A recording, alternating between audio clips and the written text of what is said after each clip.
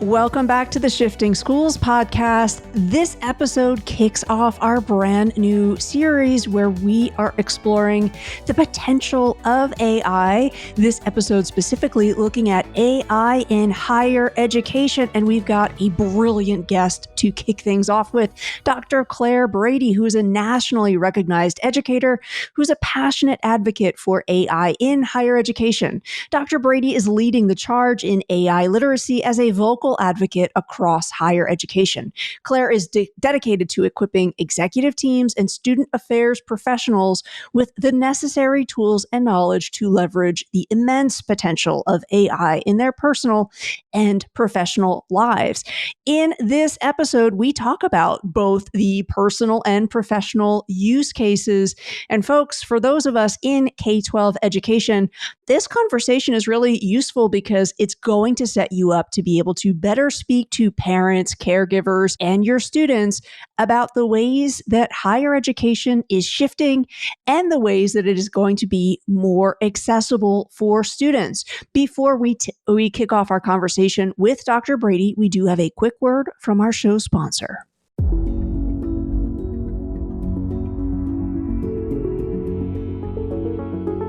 Discover the power of acknowledgement with Libra. In a world where every staff member's dedication shapes the future, recognizing their efforts becomes our mission. Libra transforms your school into a place where achievements, big and small, are celebrated daily, creating a ripple effect of motivation and pride. Join the recognition revolution with Libra, where every achievement is a cause for celebration. For more information and a free demo, contact me at jeff@shiftingschools.com today. And now with that, welcome to the show, Dr. Claire Brady.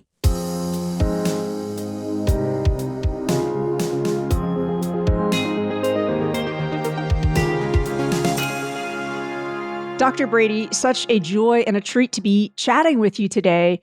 Our conversation has to grapple that the world of AI is moving incredibly rapidly. So many of us are just getting our heads around what exponential growth means. And we're learning about the concept of exponential growth because of this AI infusion into all things education.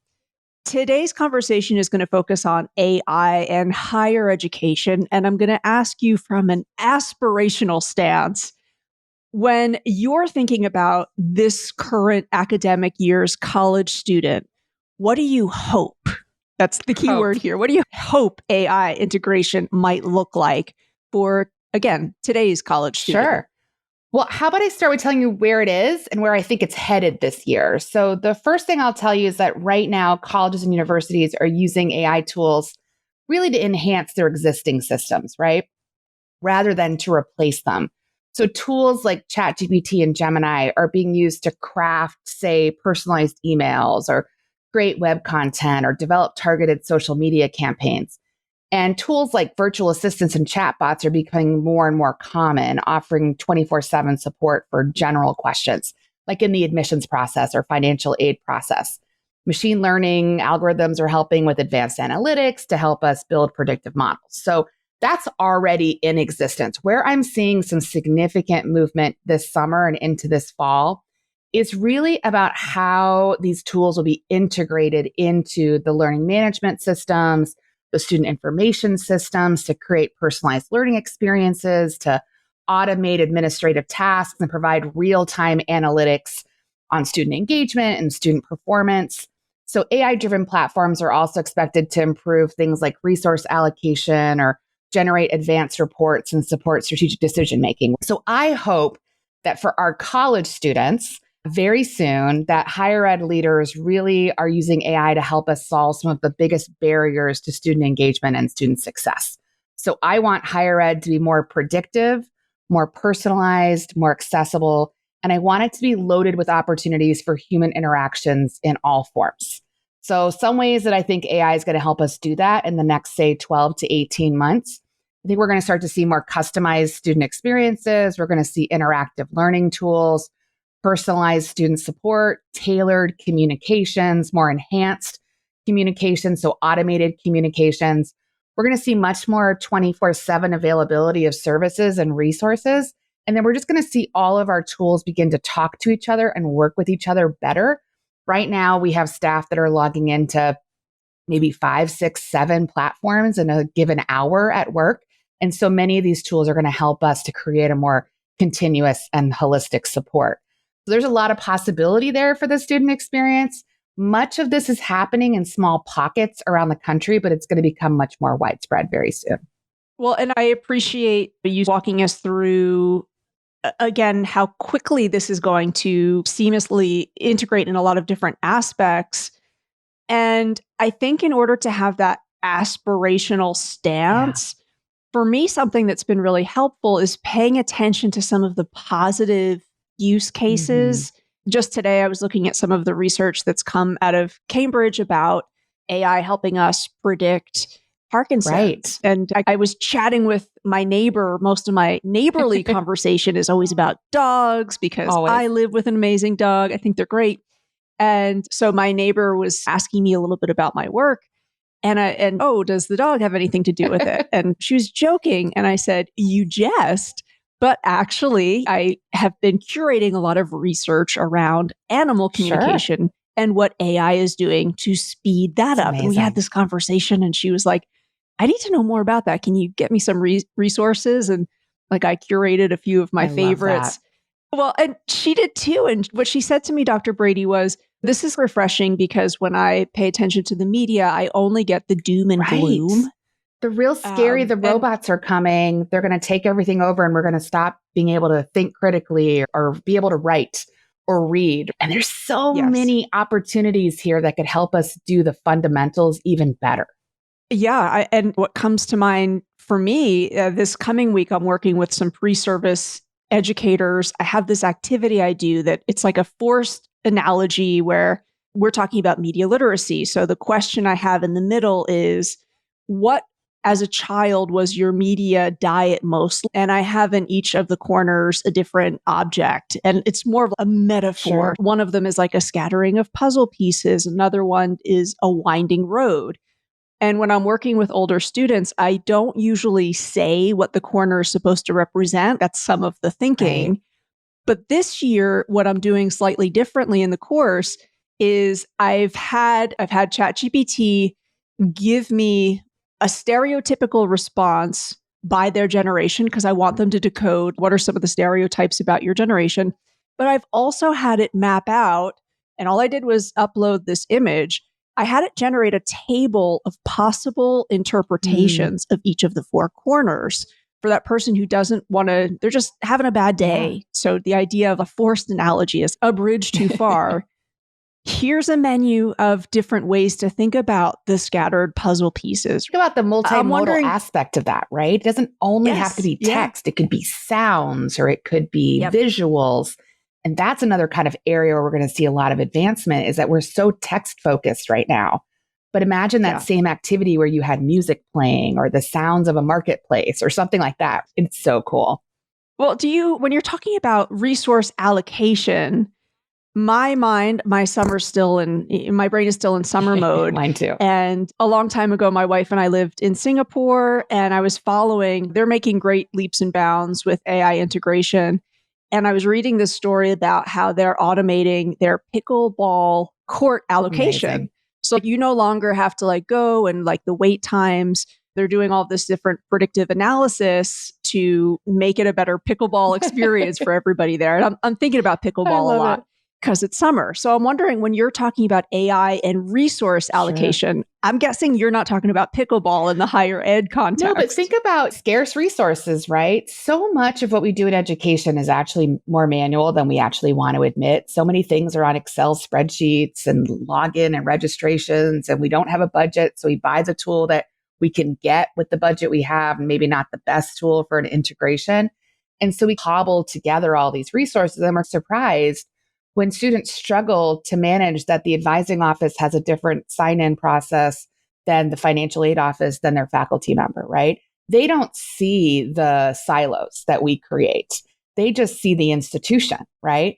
And then based on budget and resources and other things, we cobble together this experience. And then, so for me, you mentioned healthcare, right? I think healthcare is the analog here. This is the one we need to be looking to. They have a lot more money than the rest of us in research and development. So I want to acknowledge that. But imagine you leave your doctor's office with the aftercare notes, and they're written for you at your reading level in your preferred or first language. That would be huge, right? To that last mile of healthcare. That's happening. But then if you take that same concept and you apply it to an educational setting where a student is meeting with an advisor about their academic path or what classes are going to transfer and what aren't, what homework they need to do, career development's another great area, right? Experiential learning. These are all areas that could be really helped by what they're learning in healthcare. We could apply it in education so simply, right? And so many of the things that are happening there, we're not only going to benefit from as customers, as patients, but education can take many of those ideas and apply them in our context very easily. So it's like stuff like that gets me really excited about what's happening in other areas. And honestly, I tell my clients mostly, look outside of education.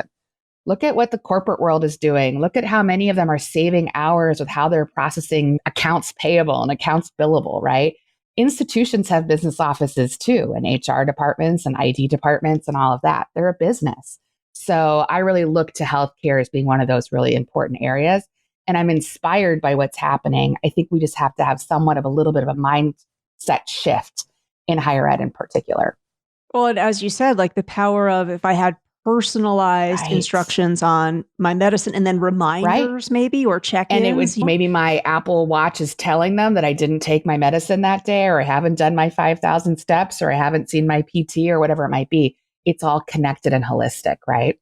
Well, the PT example is perfect, Dr. Brady, because I'm thinking about, hey, when I was doing physical therapy, I'll be honest, doing the stretches they wanted me to do.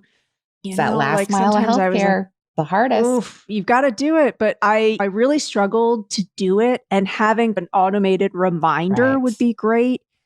And that would be great in the higher ed context where maybe it's you're at that age where your joint pain is less and maybe stretching is not as significant as it is for me. As it like, have I checked in with my academic advisor? Have you logged into the learning management system? You could even go real basic. Yes. Yeah. Yeah. The power of reminders can be, You offer a workshop, and listeners, I'm going to link to this in the show notes so you can check it out, that helps student affairs teams consider which tools are worth their time, because we have no shortage of AI tools every day. This is where you can really see the exponential growth. Outside of just the academics, how do you think that student experience in college has already shifted because of AI? I think it's really interesting that you've got this honed in student affairs type of training that you're doing. Can you paint a picture? Our audience are K-12 educators. So when they're talking to their graduating seniors about this is what's going to be a little different, what's a picture that you can paint for us? So I think one thing to understand is that student affairs is basically all of the student-facing services that are not happening within the classroom setting, with the exception of libraries or learning centers. But it's the advisor, it's the bursar's office and admissions and all the things that students interact with daily on a college campus, whether they're taking classes in person or online. So what I can tell you is the average student experience has not significantly shifted yet, but we are on the brink of substantial change. So I don't see a lot of complex or enterprise use yet of AI tools. And I'm hoping that some of our vendor friends will bring more embedded AI tools into the technologies that we already have and pay millions of dollars every year for. Think of the way that Grammarly has the tool embedded, or MailChimp or Workday or even LinkedIn Premium, right? They built it, they tried it, they're improving it constantly. So currently AI usage in higher ed is really localized to specific roles, like in admissions or advising an individual faculty, maybe a librarian who's doing some AI literacy work. So these are individuals and departments using these tools to improve a process or a specific content. So it's not scaled for impact yet, but that's really on the horizon. What I'm seeing a noticeable increase in is the use of virtual assistants and chatbots, more than just the generic chatbot that exists on their website. Do you want to know more about XYZ University? Institutions are creating tailored chatbots for specific key moments in the student's academic career. So imagine a first year student who is just getting admitted, then they need to complete a lot of paperwork. They need to do orientation. They need to register for classes. We lose a huge number of students in higher ed just based on the complexity of the prep work for the first semester, right?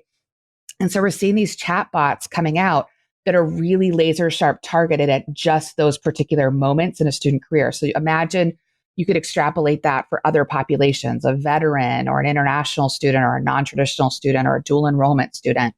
So what you'll start to see is that students are going to be engaged with these chatbots to help them navigate these processes. So they could do that at midnight, which is when the chatbot technology folks are telling us is the highest usage time of the whole day is at midnight, right? A lot of our students are doing this pretty late in the day.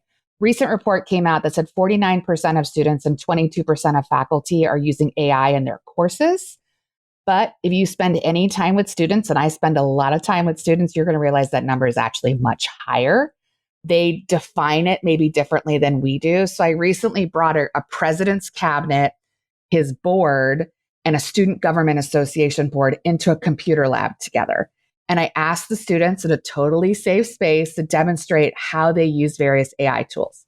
And the insights were, to be very honest, mind-blowing, right? The board members and the cabinet's eyes were so big. So students are creatively partnering with these tools to do things like ideate research paper topics, or to create flashcards, or to create journals, or create visual art and music, or search alternate sources for information. My 12-year-old uses ChatGPT as his primary search engine. That's a massive shift in digital literacy and AI literacy. And so the students are using AI tools for academic purposes and personal purposes, but they're using it interchangeably. And so in my opinion, what the students are doing versus what the institution is doing is drastically different. The institution really needs to catch up with the students, right? So ultimately, the goal of AI integration in higher ed and student affairs is not to replace staff or to have less faculty, but it's to free up time, right, for high value student support tasks. So when I was a young advisor and I would have a student in my office, I would have 30 minutes, maybe 5 minutes of, hey, how's it going? Tell me what's new. And then I would have probably 20 minutes of looking at a computer screen and comparing what they were telling me to what I was seeing and verifying things. And then I would quickly ask them if they had any questions. And if they did, I would often have to ask them to sign up for another 30-minute appointment, right? Imagine if our tools were more advanced and more integrated, more predictive. They were giving the advisor nudges about when to reach out to the student. And then you didn't spend that whole time just trying to get all of your tools to talk to each other, right? Imagine the type and quality of interaction you could have with that student in that moment, even if it's still only 30 minutes, but you're not spending so much time with kind of clunky process stuff. So for me, higher ed staff are going to start to really leverage some of these AI technologies, and they're going to be able to scale and tailor their impact to better support students. So I always ask my clients, how did you do it when we introduced the calculator in math classes? And I know not everybody loves the calculator comparison, but okay, so what about when libraries moved into the digital space, or when we moved fully online at the onset of the pandemic? We got it done. We prioritized student learning. We prioritized the student experience, then we had to iterate a few times to get it right. And so I think as you think about your K-12 professionals thinking about their student entering college this year, know that the student will often have more advanced skills and more knowledge about the AI tools than the institution at this moment in time. Yeah. And again, of course, that's not everybody. Right. Like I'm loving following like Dr. Ethan Mollick, whose work is pretty groundbreaking with this. Dr. Philippa Hardman. There's some great folks in the higher ed space to follow Absolutely. and watch. But I also think the potential danger with a gap like that, as you mentioned, to use a large language model as a search engine. It's problematic on so many levels. It's on so many levels. And I think this is where if in K-12, we're not doing that educational piece that around AI literacy. Yeah. The AI literacy is huge, right? So that gap can really, again, there's some things to really watch out for in terms of bridging that gap. My experience has been for a lot of folks who maybe have a resistance to learning about it. And I always like to make sure I'm not saying, hey, you do not have to use this for all the things. But if you're in education, you probably want to be aware of the implications. And often folks will like open that door a little bit if we're looking at personal use cases before the professional ones. And I think in education, so many folks feel a real pressure to like, but I'm the expert. I have to know all the things, right? You can't be a novice at anything, right? You have to know how to do everything. Well, I'm working on a really massive research project right now with NASPA, which is my professional home, it's basically the National Association for Student Affairs folks, and with the Strata Educational Foundation. And what I've spent the last few months doing is really collecting from around the country emerging use cases in several areas within higher education, and then forecasted use cases. And I will tell you, there's some cool things happening, but people seem reticent to even present at conferences or to even call their work pioneering because they're in such a pilot stage of it. But what they don't realize is they're really way more advanced, a year more advanced than most of their peers. So if anyone's listening that's doing something interesting with AI, have a little more confidence, right? Get the word out that you're doing it because other people will really be inspired and will create their own version of it. But it took me months to collect these emerging use cases, and they're really impressive. And a lot of the institutions have collected multiple cycles of data and are able to show significant impact, but they're just not really singing it from the rooftops, which I wish they were. And that's, again, I think for me, LinkedIn has been really useful right now. And I hear you because every once in a while, I will be like bashful in sharing something that I'm doing.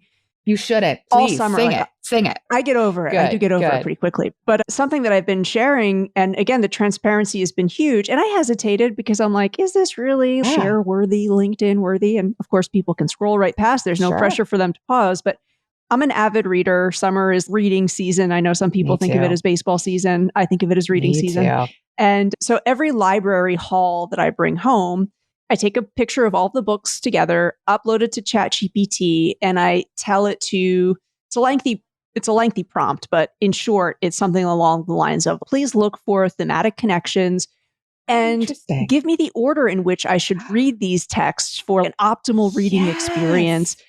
And give me a few like reflective questions that are going to help me make those connections. Dr. Brady, it's pretty extraordinary what it will give back to me. What a brilliant idea. I'm a reader. I need to do this. It's amazing. I'll share some of the prompts that I've used with you, but it's been so fun to experiment with. And I'll even ask it to give me like a song recommendation so I can build out a playlist for my reading. Brilliant. I love chaining. I'll figure something out and then I'll think, what else could I do with this? I take every college in the country has a set of really complex policies. And they've been through every lawyer, and they're 20 pages long, but they also really impact the student experience. So a lot of times with clients, we'll take these really complex policies and we'll put it through one of the tools and ask it to rewrite it at a 6th grade reading level, let's say, to simplify the terminology and define the terminology. And then we start chaining things we could do with that more simplified information. We create a training for new employees, and we create a module for new student orientation, and we create a social media educational campaign, all from that one first prompt. And then we chain from there. And I can't tell you how many institutions have taken these really complex, either a Title IX policy or it's a student satisfactory academic progress in higher ed is like the most complex thing around Title IV funding. And we do this chaining activity with it, and people's minds are just blown. Because you're not building any new content. You're taking your existing content and you're just simplifying it to be more user-friendly. I love it. And those policies are going to get engaged with in ways that they never have before. Yeah. So I love that because, again, I think you ask folks like, do you know even if the policy exists, they might not be sure. And we can go to this kind of place. Thank you for tuning in to Shifting Schools. Let's pause our discussion to spotlight Libra HQ, a breakthrough in using AI to deepen connections within organizations. Imagine an environment where every staff member feels truly seen and valued. This is the heart of Libra's mission. Libra transforms how leaders celebrate and recognize the personal and professional milestones of their team members.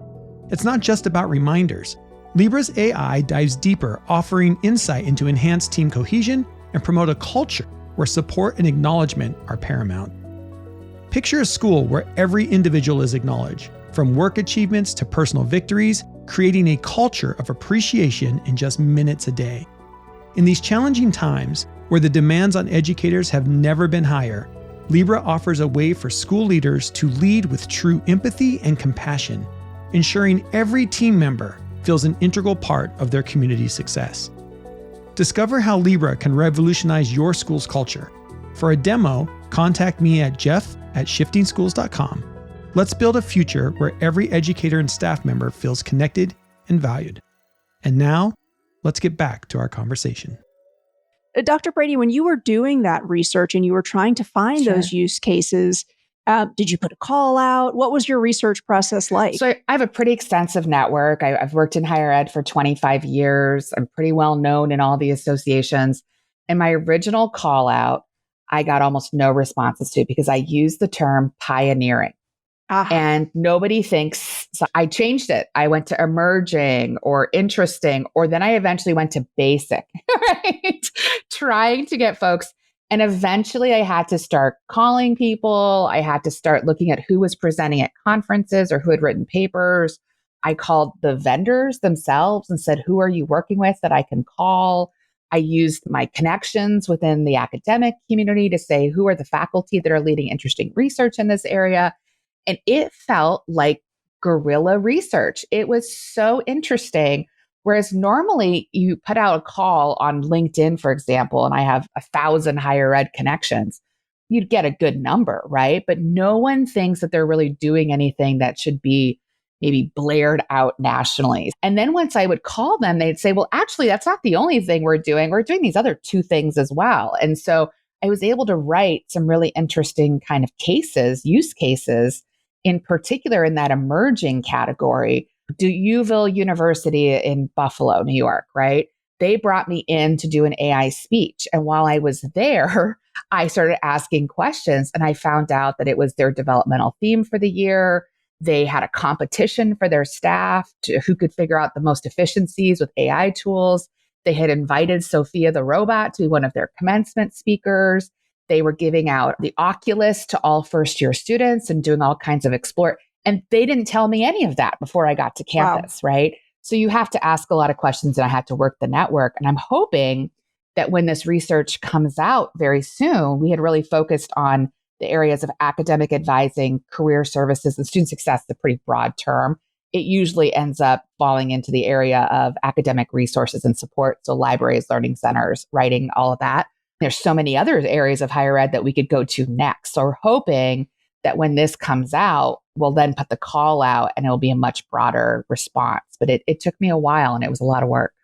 I'm really glad that I asked that question because there's many things I'm excited about in your response, but how important it is for us to remember that word choice aspect and that, there can be a real hesitation to self-identify something as pioneering. Right. I love hard, that. Right?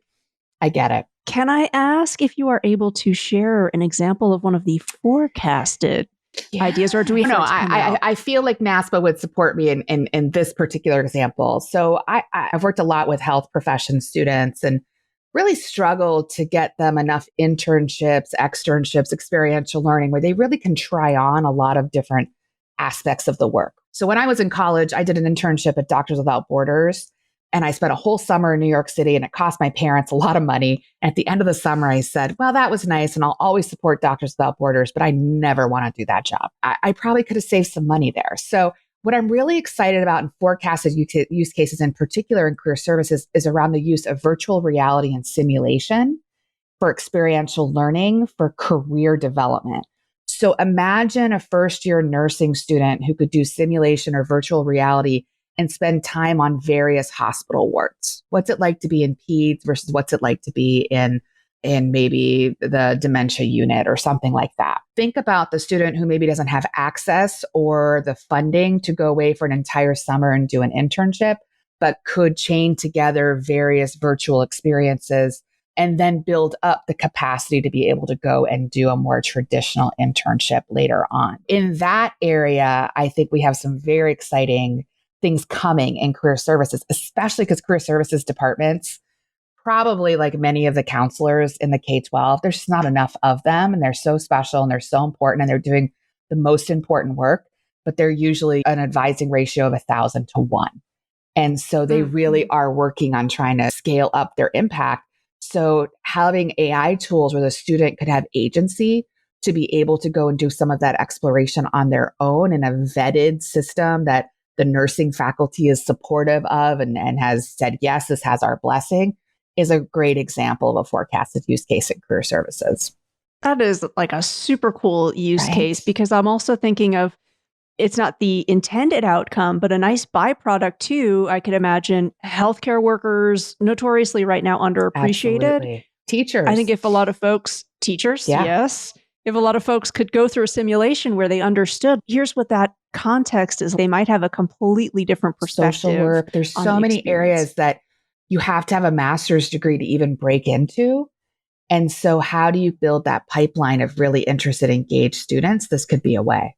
The scenario thing, I think, is huge. And I think, too, of students who are dealing with also the social dynamic with different work environments. If I'm neurodiverse and I'm also maybe feeling a little bit nervous about going confidence into and competence, right?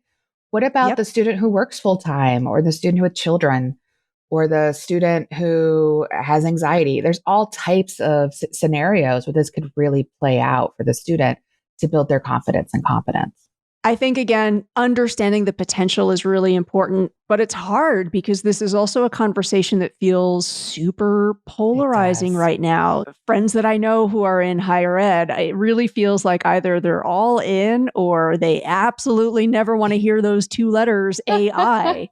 When it comes to broadening, expanding the conversation about AI and higher education, what is maybe just one question that you would love to hear folks exploring a little bit more this year, and why? So I think it really was heated for a bit there, right? And I don't think all the movies around sci-fi robots taking over your life has helped us in any kind of way. But I think the heat has died down. And I think as I talk to higher ed leaders, it's more of a foregone conclusion. It's here, right? Often I'll have a college president say to me, "Oh, you're a futurist." And I always say to them, "No, I'm a nowist. I'm not a futurist. It's here. It's at our doorstep." So I'm really happy to see that higher ed is finally moving beyond or they were really stuck for a long time there in that cheating and academic integrity issue. And if healthcare has figured it out, folks, we can too, right? Healthcare, who has much stricter rules around privacy and cybersecurity and all types of things, have figured out a way they're really at the intersection of kind of that ethical piece and the innovation piece. So I'm really happy that higher ed has moved on to more interesting and pressing discussions. So I always ask institutions, how could this massive technology shift help us to do our mission critical work, where we focus around teaching and learning, access, equity, student success, and workforce demands?